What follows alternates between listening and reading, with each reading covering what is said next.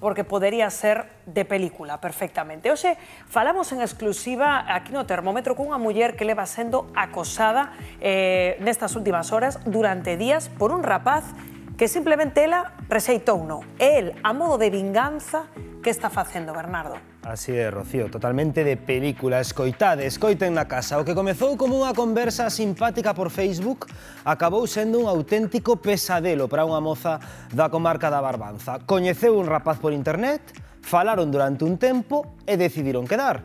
Pero cando se viron, ela non quedou convencida e decidiu cortar o contacto, algo totalmente lexítimo e respectable.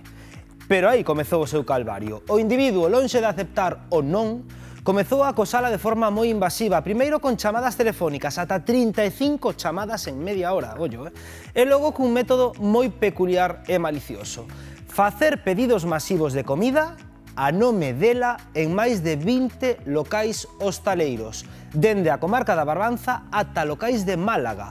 Pizzas, hamburguesas, bocadillos, bebidas, encargas de gran volume, como se fosen para unha festa, pero que nunca eran recollidas no local.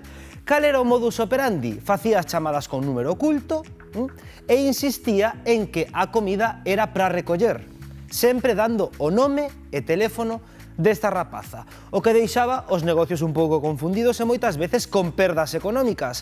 Ademais dos pedidos falsos, o home seguía a acosala con chamadas ás tantas da madrugada, insultándoa e facendo comentarios machistas tipo vai fregar. Todo isto levou a vítima a denunciar ante a Garda Civil e hoxe no Termómetro coñecemos en exclusiva o seu testemuño. Ti estás con ela, Rocío Padín, compañeira.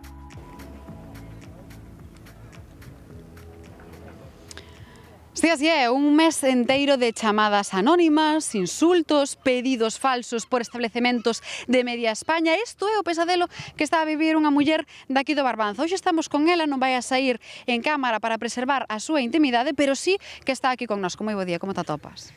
Mal, cansada e xa moi aburrida da situación. Como comezou todo? Pois comecei falando cun chico a través dunha rede social. Estuvamos falando uns días hasta que eu decidí non falar máis con el e bloqueino e empezaron as chamadas en número oculto. É dicir, ti hubo previamente un día onde lle habías dado o teu teléfono e o teu nome, non? Sí, un día que non lle funcionaba a rede social eu dei o meu número. Para seguir falando. Sí. E no momento no que ti que bloqueas, que é o que empeza a suceder? Empeza a chamar por número oculto, pola noite, pola mañán, todo o día.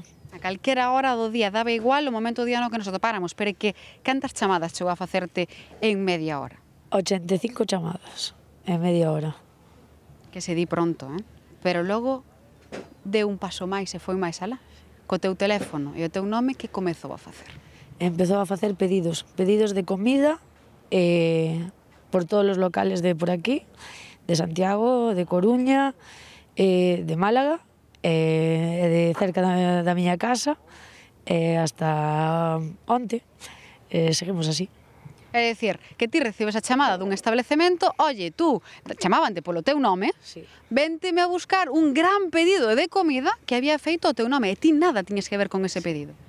Eu non sabía hasta que me chamaban e me decían deixarme o teu nombre e máis este número, que ibas ti pasar a recollelo ás 9 da noite ou ás 10, así. Ti tes medo a que isto pase xa a unha agresión física? Esperemos que non lle facilitei tanto para poder chegar a min, pero espero que acabe aí a broma. E ti isto xa puxeches en mans das autoridades? En que punto se atopa agora a túa situación? Agora estou esperando a ver que me din. Estaban investigando e a ver o que me din estes días. Sinteste xa sobrepasada? Sí. Por eso a denuncia e por eso todo. Porque xa chegou a un punto que non aguantei máis. Pois moitísimas grazas por atendernos. Xa ven, un testimonio dunha persoa que está a ser víctima dun acoso constante.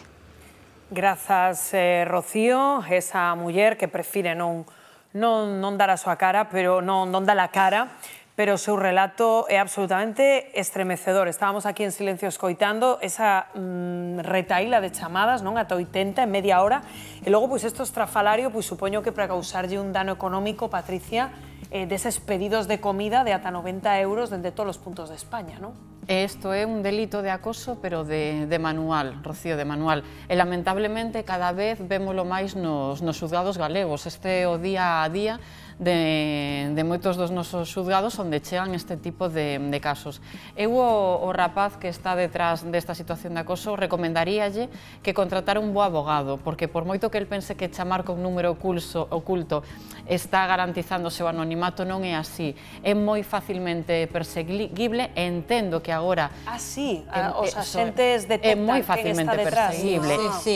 E será no que os axentes, no que os investigadores estén agora.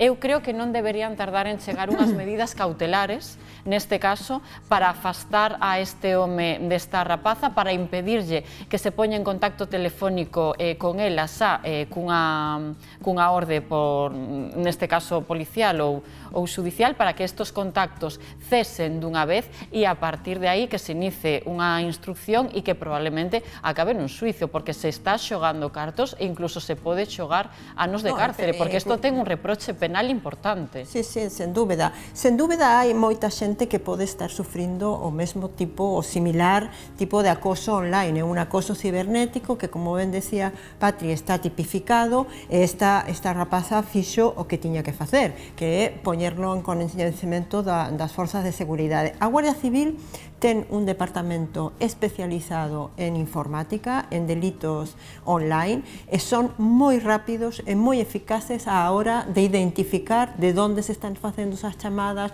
quen é a persona, etc. Por lo tanto, debería ter unha resposta relativamente rápido e se hai delito, dende logo, pasar a xuizo. Sen dúbida, non? Como estades aquí salientando, que estamos ante un delito de acoso de manual. E claro que subxace aquí tamén, Manel, de novo, pois ese machismo, non? Que por desgraza as algunhas persoas, homes, que non acepten un non por resposta, porque lembremos que todo isto parte dunha cita pois na que a rapaza pois di que non quere velo máis, non? A cantidade de aplicacións que hai. Eu quero preguntarlle a esta persona, non a esta rapaza, o que está sufrindo, o home este, en que momento non entende el no es no. Que non podo entender. Un no es un no e punto. Amigos e se acabou. E outra cosa, non lo puedo entender. A verdad que non podo entender. E sobre todo porque María, póndonos no pelexo desta rapaza, que fíxense como ten que estar, que prefería, tivo a amabilidade de contarnos a súa historia, pero prefería non dar a cara. María, ti tes, imagínate, un negocio, como a tes ti, esta muller ter o seu traballo, estar con esa tensión de ter o móvil que non para de soar, que che están chegando a casa pedidos pois con unhas cifras enormes que ti tes logo que litigar con esos establecementos para explicarlles que non eres ti, pois simplemente por quedar cun rapaz, María. Non, eu estaría, vamos, xa no psiquiátrico, porque a pobre rapaza, ele e a súa familia, eu quero pensar que o entorno que o están pasando tan mal e dirá, pero que quere este persona? Está loca, aparte de mala, eu creo que está loca, e ao mellor non é a única persona que lle fixo, porque ao mellor pasoulle con máis xente que non saben aceptar un no, e ao mellor, pois, ao final, pois, amarga a vida a calquera que tropeces con el. Esta xente que ten que estar na cárcel ou nun psiquiátrico ou en algún sitio. Pois, sen dúbida, agora o que está todo en mans da xustiza, porque hai denuncia, pois, como sempre, pois, actuará, seguro. 12:24